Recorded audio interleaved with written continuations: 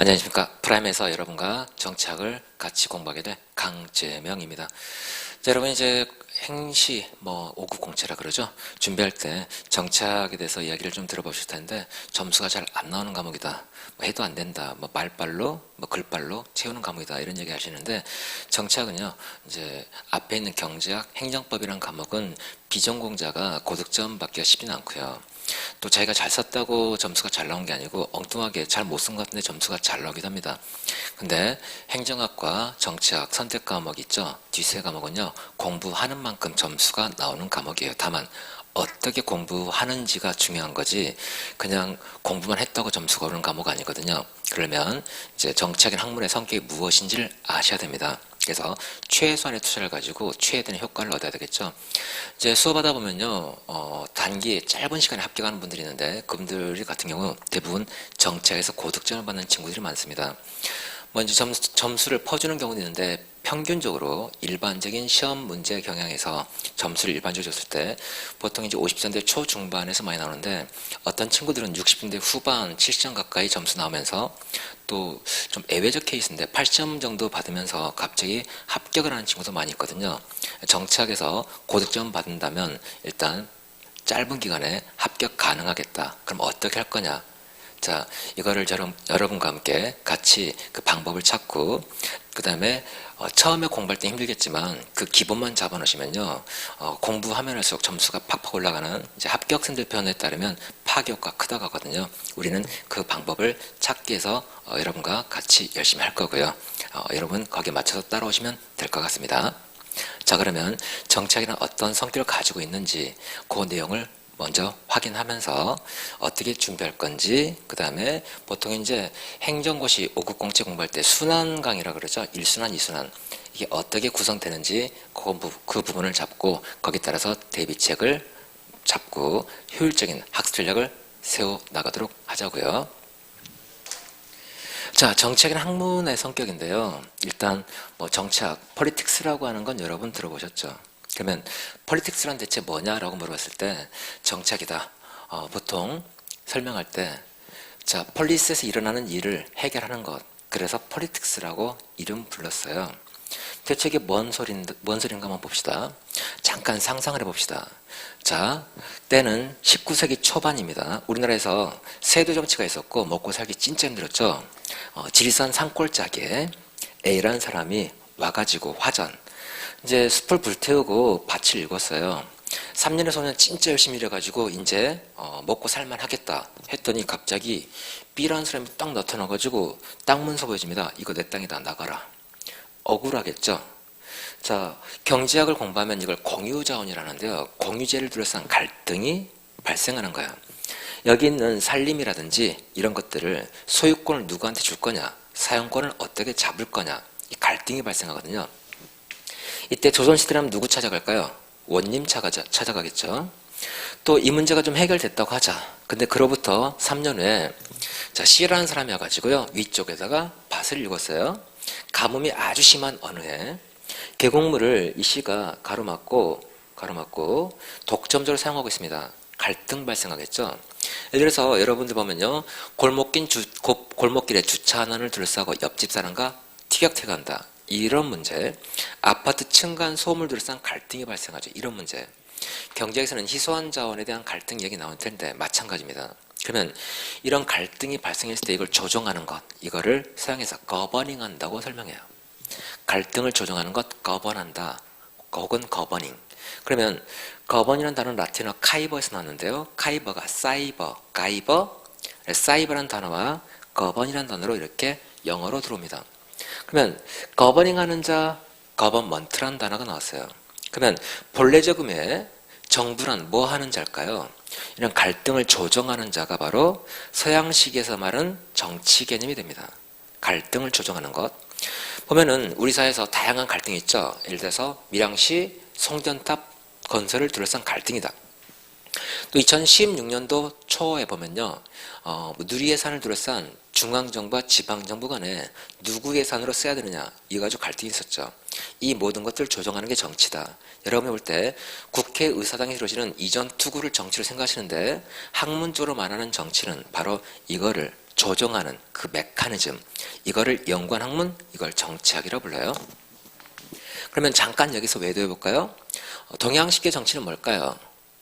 동양식으로 본다면, 자, 서양에서는 폴리시스라는 일을 해결하는 것. 근데 동양식에서 본다면 바를 정자에다가 그럴 문자를 썼네요. 바른 일을 하는 것, 바르게 다스리는 것. 정자라는 의미가 담는 겁니다. 그 다음에 치는 뭐가 들어갈까요? 치수라 그러죠. 특히 중국은 황하강 범람 때문에 이 문제를 어떻게 해결할 건지 아주 중요한 과제가 됐었고, 그래서 동양에서는 정치라고 썼어요. 그러면서. 근데 혹시 한비자 들어보셨나요? 법가 사상이라고 그러죠. 한비자가 해석하는 정치란 뭘까? 이 문자로 해석하는 것이 아니라 칠복자. 정복하다 할 때도 이 정자를 쓰거든요. 정벌하다. 이거는 자, 정복 혹은 바른 일에서 회초리로 치며 다스리는 것. 전통적 의미의 통치 의미가 좀 강한 게 이렇게 해석되는 건데요. 동양이든 서양이든 특히 이 내용을 보니까 크게 근본적인 관점의 차이는 없어 보이죠. 그러면 우리가 정치란 사회에 존재하는 갈등을 해결하는 방법이다 라고 이야기하는데, 현대사는 다원사일까요? 아니면 어떤 가치가 획일화된 이론화된 사일까요? 다원사가 되는 거죠. 자, 이거를 이렇게 표현해 봅시다. 사회 균열이 있습니다. 노사 간의 갈등이 있다. 혹은 한미 FTA를 둘러싼 자동차 업계와 농민 간의 대립이 있다. 그런 갈등 대립, 이걸 통해서 여기 대한 각 집단 간에 뭐가 생기냐면요, 갈등 대립이 생기거든요. 그러면 이거를 조정하는 게 바로 공적 결정을 통해서 이걸 조정하는 걸 정치라고 불러요.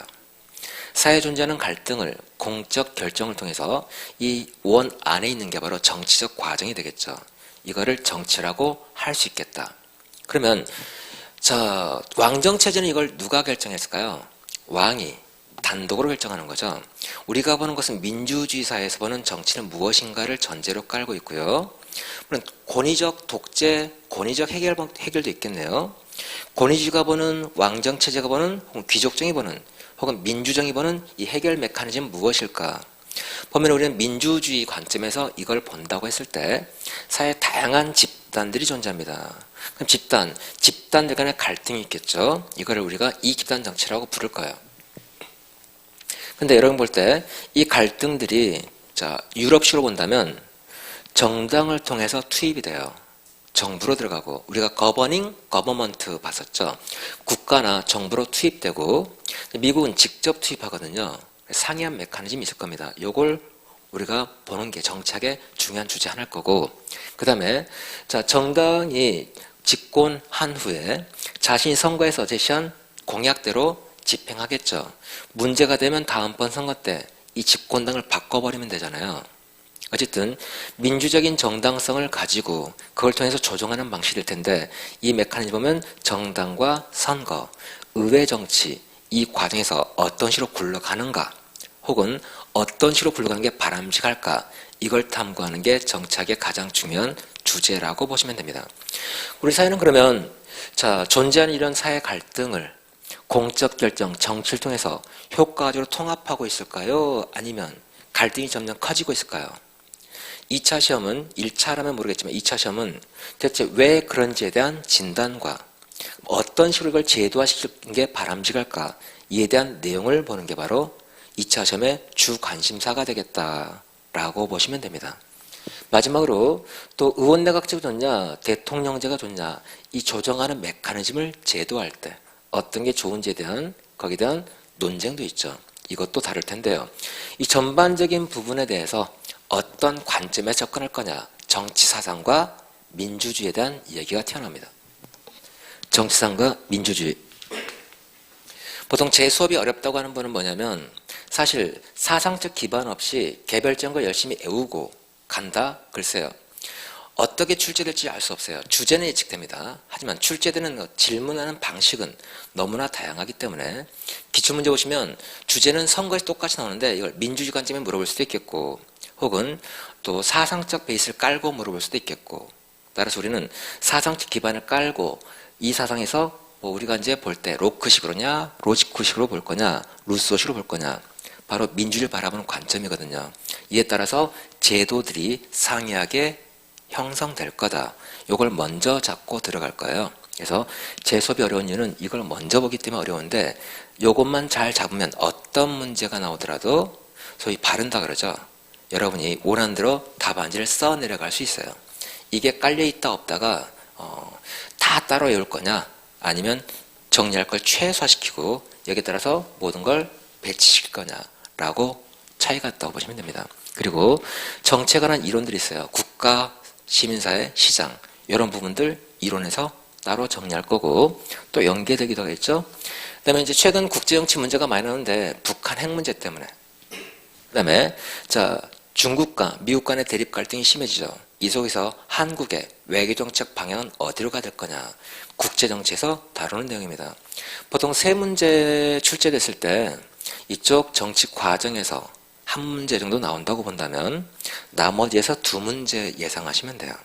보통 이렇게 배치가 된다. 우리가 이런 것들을 볼 거다. 정치학에서. 자, 그러면 정치에서 배울 내용들 대충 감이 오시겠죠. 그러면 여기서 정치학이라는 학문의 성격을 잠깐 본 다음에 우리가 어떻게 대비해야 되는지 그거를 살펴보도록 하겠습니다.